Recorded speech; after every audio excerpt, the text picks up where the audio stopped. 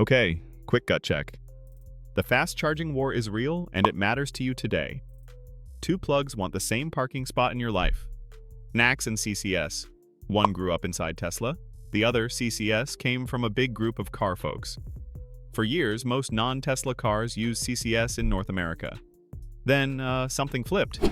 Major brands said they will move to NACS around 2025. That means the plug on new cars will change. And with it, your charger choices. Here is the secret. NACS is now in an SAE document called J3400. So it is not a private club anymore. Any supplier can build it. And yes, Tesla's Superchargers, like 12,000 stalls here, are opening to more cars with adapters. That can almost double what some drivers can reach on a long trip. Not magic, just more doors unlocked. But I will not sugarcoat it. Adapters can be fussy, and not every station type plays nice on day one. We will sort that in a minute.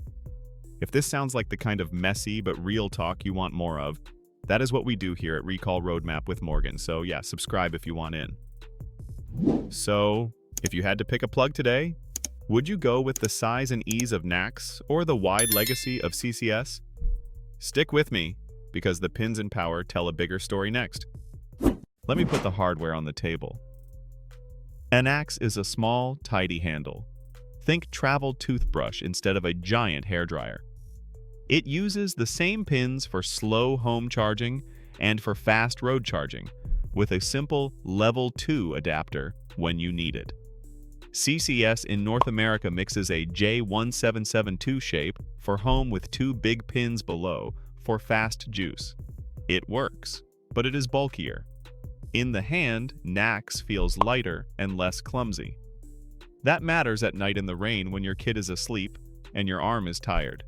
On paper, NACS supports very high current. Some folks say that means faster. Here is my honest take. Speed lives mostly in your battery and the station's real power, not the logo on the plug. Give the same car the same kilowatts, and the curve will look similar. Still, the cleaner design can help with durability and fewer cable failures. And with SAE J 3400 published, regulators are clearing paths so stations funded by the feds can include NACS alongside CCS. That opens the door for mixed sites that just work.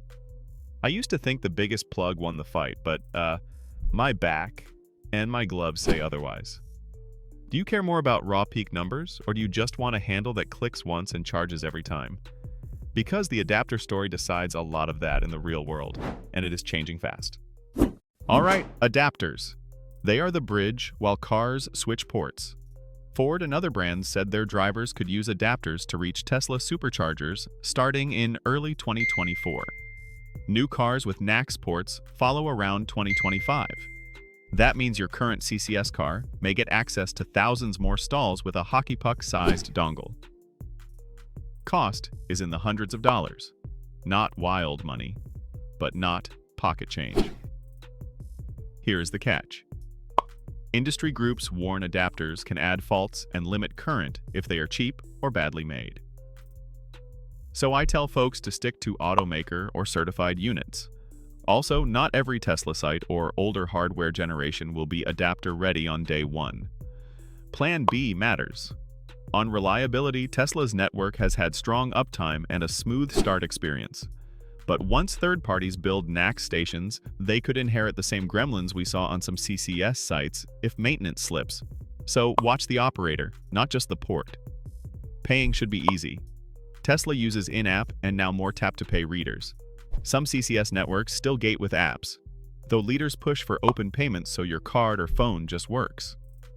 I want pricing signs you can see from the car, like gas boards, plus lights, bins, and restrooms at every stop. Would you pay a little more per kilowatt hour for a site that is clean, lit, and always up? Or do you chase the cheapest sticker every time?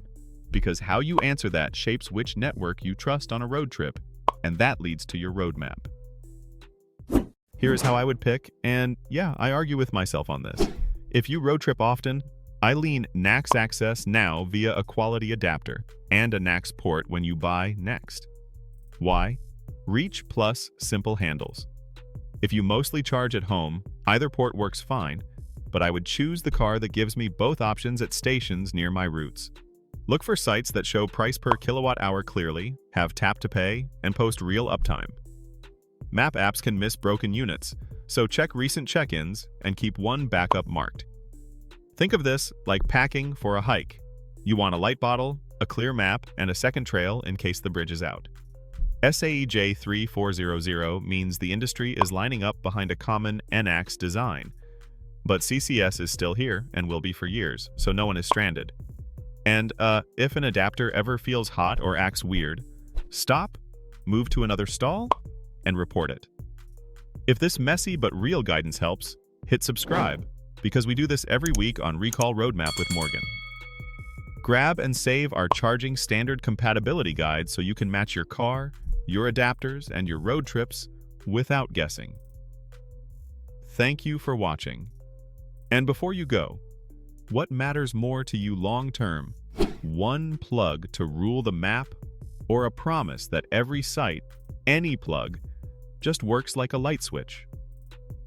Next week, we test payment flow side by side, and I think the results will surprise you.